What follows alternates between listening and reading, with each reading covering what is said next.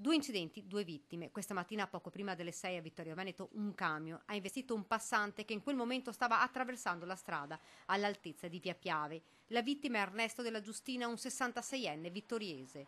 L'uomo è stato urtato dallo specchietto del mezzo pesante, un impatto violento che lo ha fatto finire in una scarpata. Sul posto è intervenuta un'ambulanza del SUEM 118 che ha recuperato l'uomo e trasportato al pronto soccorso di Vittorio Veneto. Le sue condizioni sono apparse subito molto gravi. Il 66enne è morto poche ore dopo l'arrivo al nosocomio. Sotto shock il guidatore del camion che probabilmente a causa di una distrazione non è riuscito a vedere il passante e a fermarsi in tempo. Ancora in corso comunque gli accertamenti e le dinamiche dell'incidente.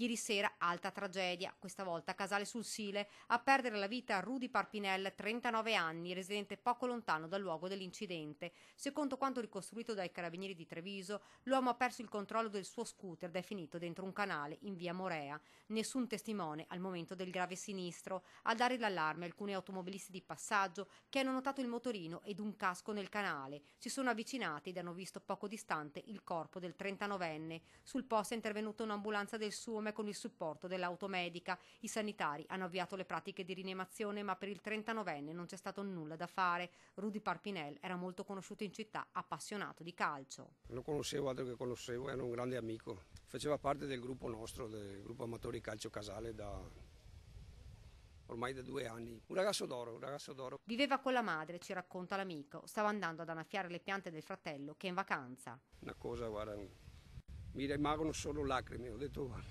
non ho più parole, guarda.